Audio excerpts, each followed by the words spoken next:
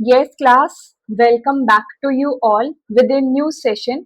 आज का हमारा ये 5th सेशन है हमारी सीरीज का, जो सीरीज हमने स्टार्ट करी थी यूजीसी नेट पेपर 2 कॉमर्स की, जिसमें कंप्लीट सिलेबस को हम समझने वाले थे। देखो, इस सीरीज के अंदर हमने क्या किया था, हम हर एक क्लास के अंदर एक कंप्लीट यूनिट को डीप में स्टडी करते थे।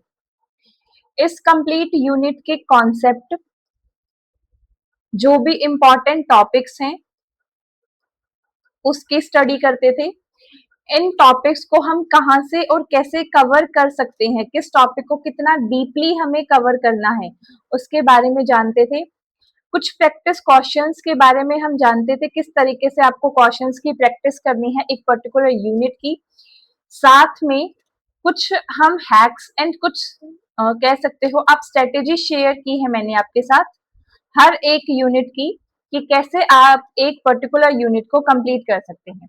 आज जो हम करने वाले हैं वो समझने वाले हैं बिजनेस मैनेजमेंट एंड एचआरएम वाले यूनिट को। मेनली ये यूनिट आपकी थ्योरेटिकल है, इसमें प्रैक्टिकल वाला कुछ भी पार्ट नहीं है, पूरी की पूरी थ्योरी थ्योरेटिकल यूनिट आपकी है ना। थ्योरेटिकल भी है, प्लस साथ में याद रखना ये यूनिट आपकी सबसे लेंथी यूनिट भी है। अगर मैं यूजीसी नेट पेपर 2 कॉमर्स के सिलेबस की बात करती हूँ, तो उसमें सबसे ज्यादा लेंथी यूनिट अगर मैं किसी को कहूंगी तो वो आपकी बिजनेस मैनेजमेंट एंड एचआरएम वाली यूनिट है। इसी के लगभग टक्कर में मैं कह सकती हूँ मार्केटिंग मैनेजमेंट भी आपकी आती है। दोनों ही यूनिट थ्योरेटिकल हैं, बेसिक कॉन्सेप्ट फ्रेमवर्क इनके जरूरी हैं। ये ऐसी यूनिट है जिसके क्वेश्चंस की एप्लीकेशन आपको समझना बहुत ज्यादा जरूरी है।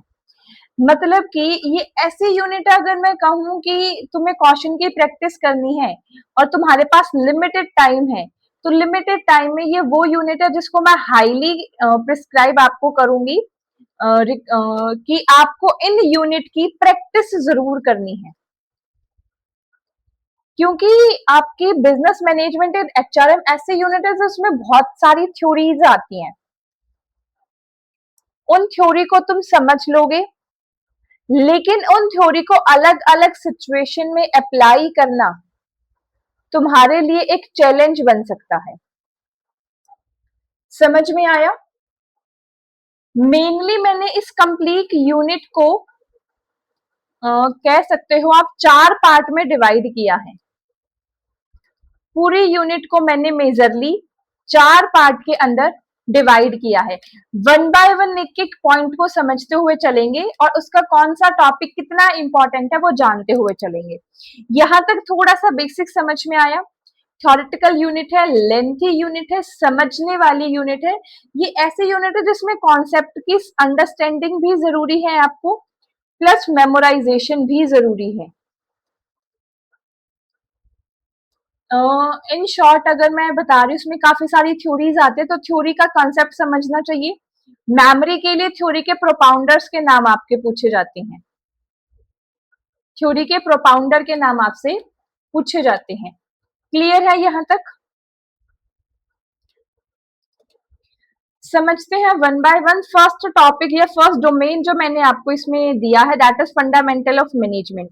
मैनेजमेंट का बिल्कुल बेसिक, मैनेजमेंट का बिल्कुल बेसिक क्या, मैनेजमेंट कॉमर्स से जो बच्चे हैं वो ज्यादा समझ पाएंगे, जिन्होंने 11th-12th में कॉमर्स ली है।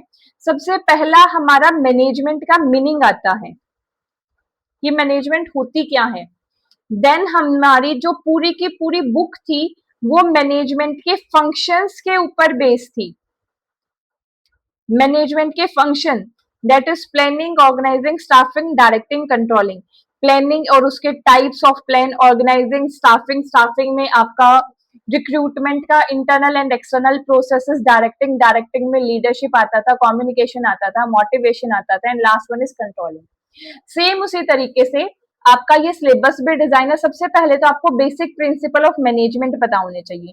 बेसिक प्रिंसिपल ऑफ मैनेजमेंट आपके सिर्फ वो नहीं जो आपने सिर्फ 11th-12th तक पढ़े हैं। इसके लिए आपको सारी की सारी थ्योरीज ऑफ मैनेजमेंट की बेसिक इंफॉर्मेशन होनी चाहिए। जो मैनेजमेंट की थ्योरी है मेजरली 3 पार्ट में डिवाइड है। एक है आपकी क्लासिकल थ्योरी, देन है आपकी neo classical theory, and last one है आपकी मॉडर्न थ्योरी। जब हम बात करते हैं क्लासिकल थ्योरी की, क्लासिकल थ्योरी आपकी ट्रेडिशनल थ्योरी आती है जो आपने 11th-12th में पढ़े भी है। एफ.डब्ल्यू. टेलर की थ्योरी आती है आपकी, और हेनरी फ्योल की थ्योरी आती है आपकी। नियो क्लासिकल मिडिवल थ्योरी आती है। जितनी भी आपकी मोटिवेशन की थ्योरी है या लीडरशिप की थ्योरी है, ये नियो क्लासिकल थ्योरी का पार्ट बनती है।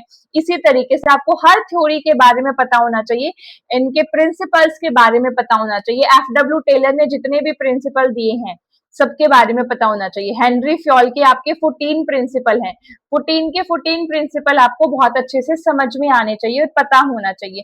कौन सा प्रिंसिपल किसने दिया है वो भी पता होना चाहिए। कई बार ये भी आ जाता है कि आउट ऑफ दीज 4 कौन सा आपका एफ.डब्ल्यू. टेलर का प्रिंसिपल नहीं है। This is the previous year question. इस तरीके से आपके क्वेश्चन फ्रेम होते हैं।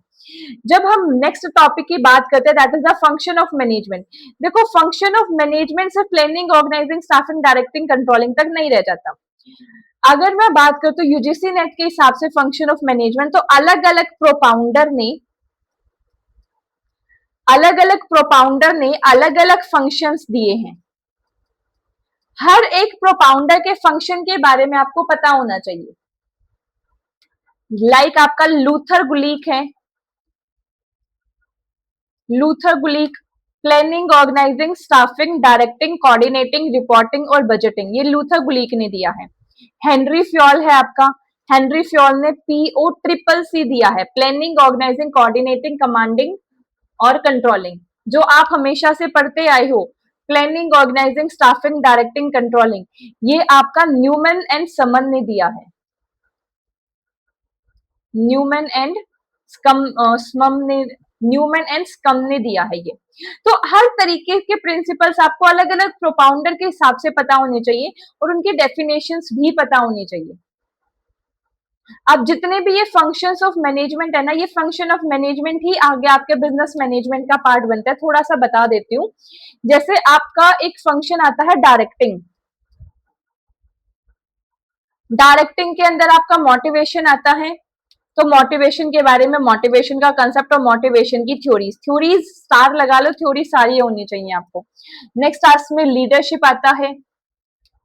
लीडरशिप की थ्योरीज के बारे में आपको पता होना चाहिए। कम्युनिकेशन आता है, कम्युनिकेशन क्या है, कम्युनिकेशन के टाइप्स क्या है, कम्युनिकेशन के बैरियर क्या है, ये सब आपको पता होना चाहिए। तो इन शॉर्ट मेजरली फंडामेंटल के अंदर आपकी सारी चीजें कवर हो जाती हैं। बस ये है, आगे हमें उसको डिटेल में जानना होता है। समझ में आया? नेक्स्ट अगर हम बात करते हैं ऑर्गेनाइजेशन के स्ट्रक्चर की, तो जो ऑर्गेनाइजेशन का स्ट्रक्चर है वो 2 पार्ट में डिवाइड होता है, एक है आपका फॉर्मल और एक फॉर्मल। वैसे तो ऑर्गेनाइजेशन स्ट्रक्चर बहुत सारे तरीके का होता है। आपके जो क्वेश्चन बनते हैं वो सिर्फ फॉर्मल इनफॉर्मल तक नहीं बनते, इसके एप्लीकेशन बेस्ड क्वेश्चन बनते हैं कि कहाँ पे कौन सी चीज किस तरीके से यूज होती है, एप्लीकेशन बेस्ड।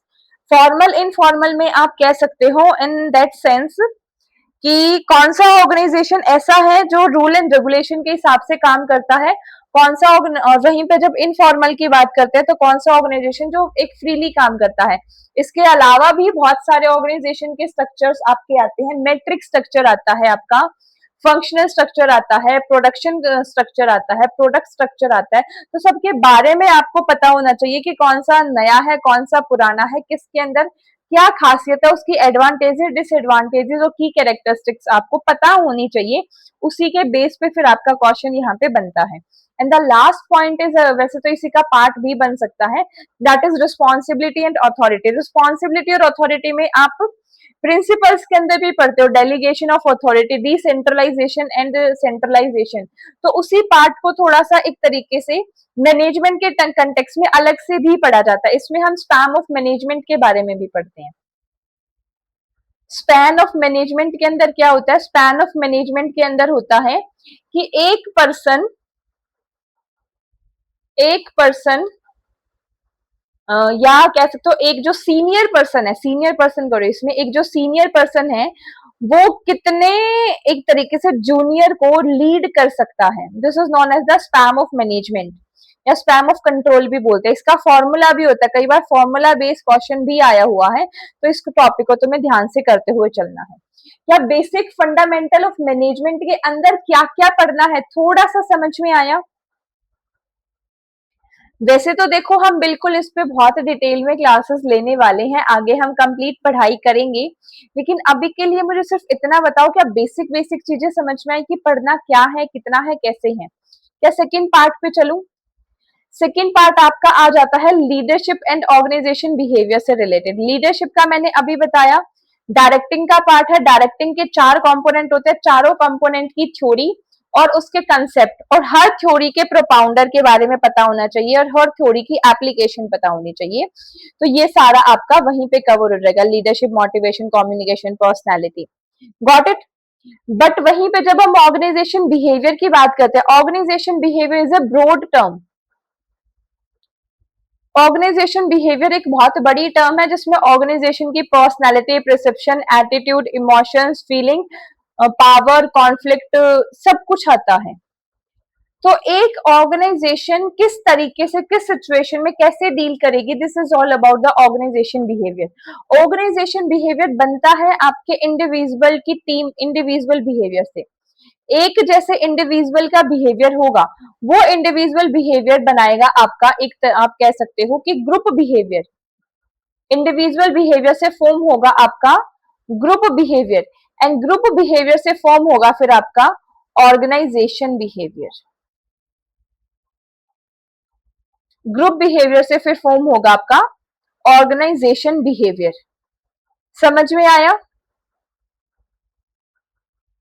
तो इस तरीके से एक इंडिविजुअल की पर्सनालिटी को क्या क्या चीजें एक तरीके से रिलेट करती हैं, वो चीजें आपको पता होनी चाहिए। तो जो चीज एक इंडिविजुअल को इफेक्ट करेगी, उसी के बेसिस पे उस इंडिविजुअल की पर्सनालिटी के हिसाब से ग्रुप उसके बनेंगे, दैट में बी फॉर्मल एंड इनफॉर्मल, और उन्हें ग्रुप के हिसाब से ओवरऑल ऑर्गेनाइजेशन का बिहेवियर डिसाइड होगा। ऑर्गेनाइजेशन बिहेवियर के ये वाला मेजरली पार्ट है। इन सब के बारे में जो थ्योरीज है वो थ्योरी पता होनी चाहिए, इनका एक कॉन्सेप्ट आपको पता होना चाहिए। कॉन्सेप्ट देखो, ये ना ऐसी चीज है जहां अगर मैं कहूं कि क्वेश्चन कैसे बनता है, आपको स्टेटमेंट दे दी जाती है और आपसे ये पूछा जाता है ये स्टेटमेंट किसको रिफ्लेक्ट करती है, क्या ये ऑर्गेनाइजेशन की पर्सनैलिटी है, परसेप्शन है, एटीट्यूड है, इमोशन है। स्टेटमेंट ऐसी होती है कि आप कंफ्यूज हो जाते हो। तो जो भी कॉन्सेप्ट आप ऑर्गेनाइजेशन बिहेवियर से रिलेटेड पढ़ते हो ना, हमेशा हमेशा उसकी की पॉइंट पे फोकस किया करो, की कैरेक्टरिस्टिक्स पे फोकस किया करो। समझ समझ में आया? जो भी टर्म अगर आप इसमें पढ़ते हो तो दो टर्म का डिफरेंस आपको क्लियर होना चाहिए।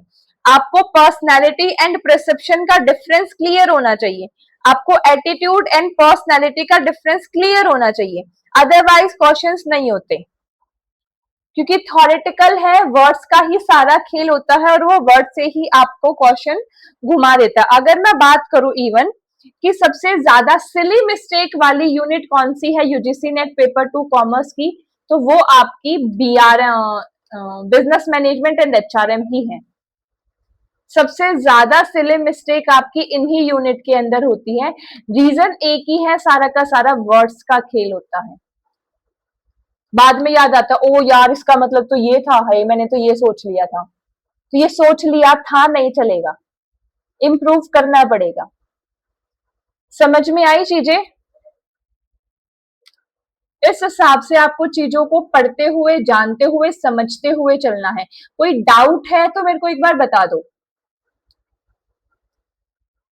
कोई डाउट लग रहा है तो मुझे एक बार बता दो।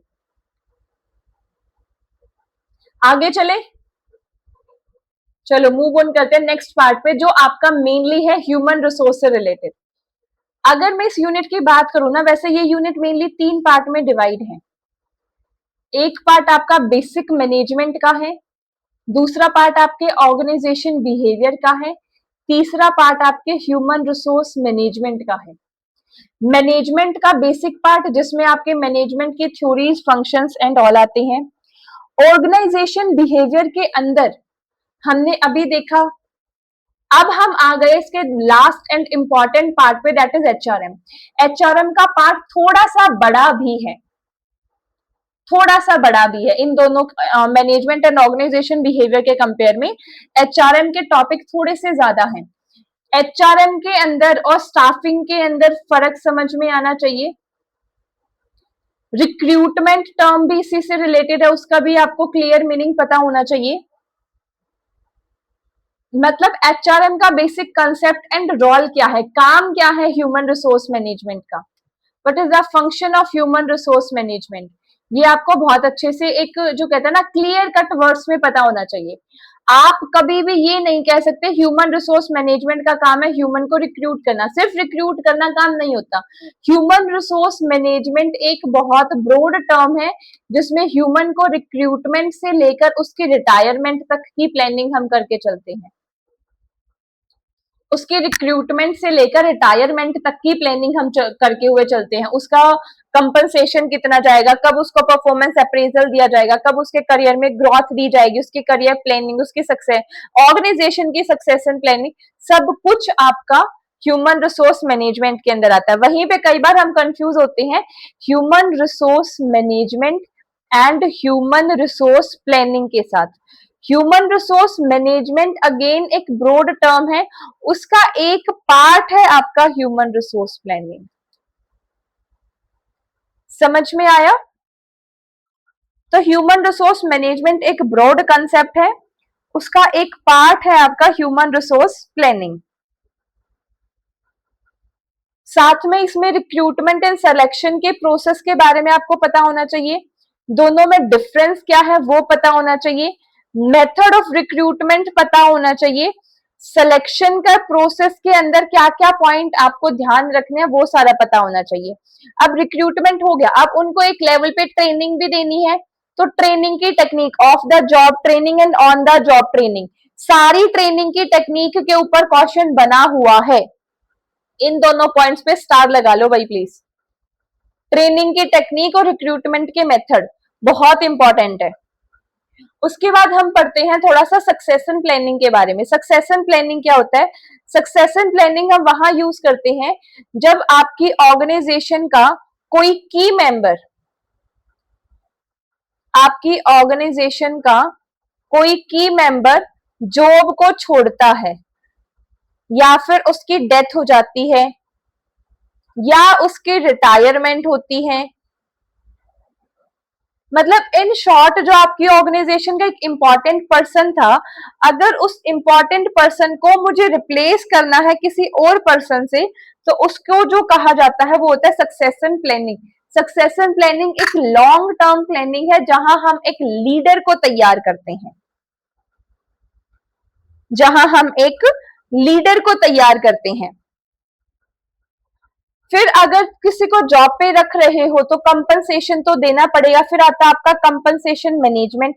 कंपनसेशन मैनेजमेंट के अंदर आपका जॉब इवेल्युएशन आता है, इंसेंटिव आता है, फ्रिंज बेनिफिट्स आता है। तो ये सारे कंपोनेंट आपको पता होने चाहिए। इवन जॉब से रिलेटेड काफी सारी टर्म और इसके ऊपर आपका क्वेश्चन भी बना है। अगर मैं बेसिकली बात करूं, एक टर्म आती है आपकी, that is known as job analysis.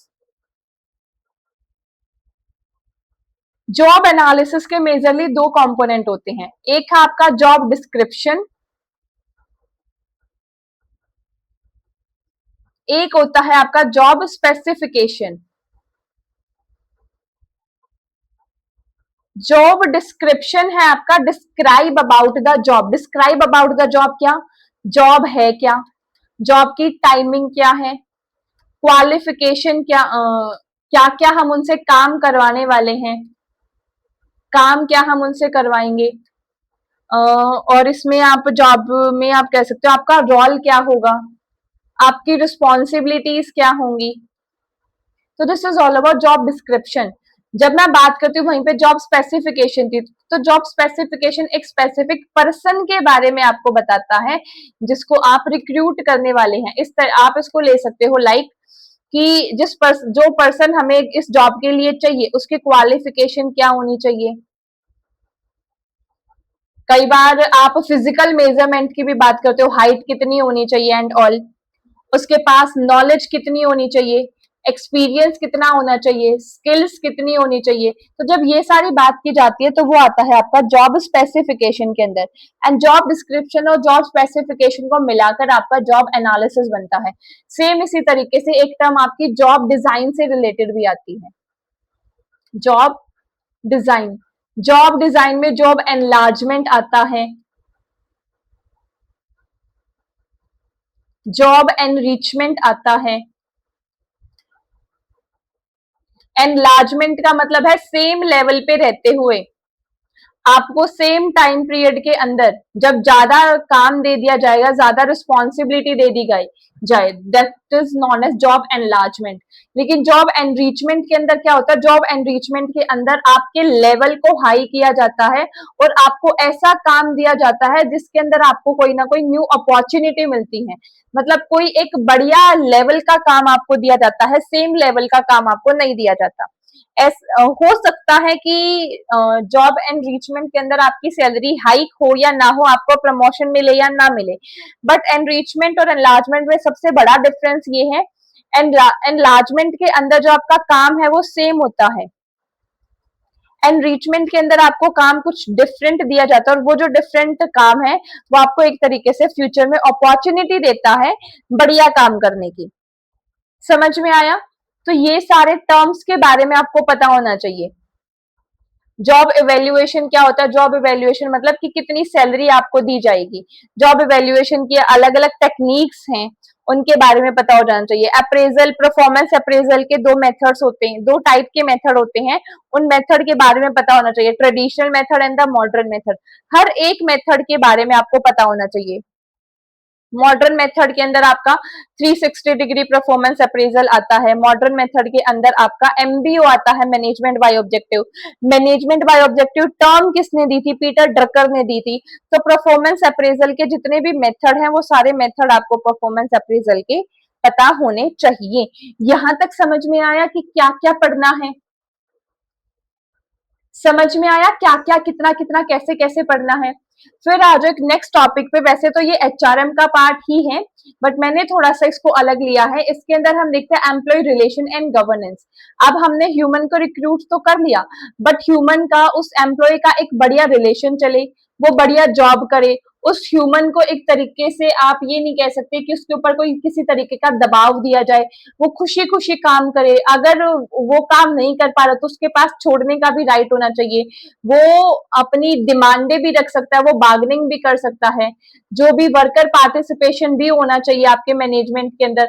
Corporate governance की थ्योरीज भी आपकी इंपॉर्टेंट है, जो आपको बताती है कि बेटर गवर्नेंस कैसे हो सकती है।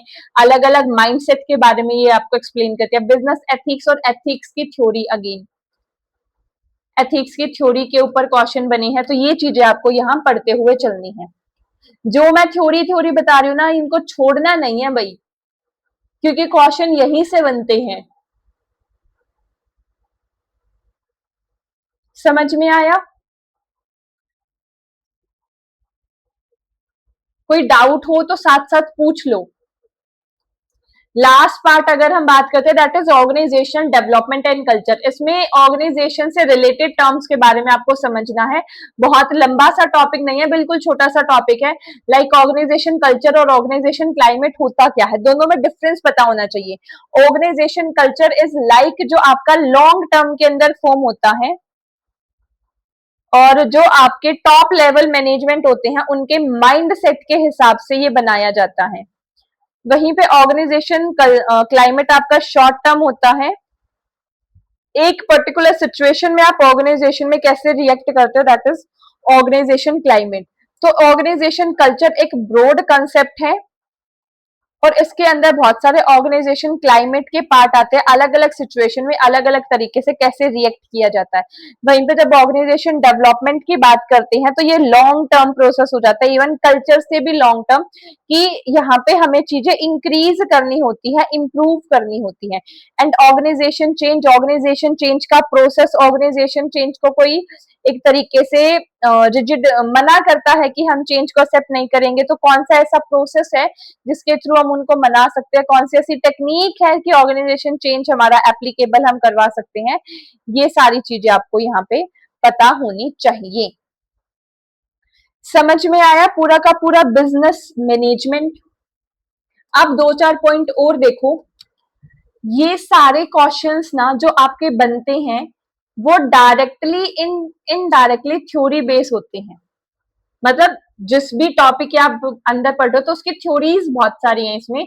मैनेजमेंट की थ्योरी है, यहाँ पे आपकी कॉर्पोरेट गवर्नेंस की थ्योरी है, एथिक्स की थ्योरी है, लीडरशिप की थ्योरी है और मोटिवेशन की थ्योरी है।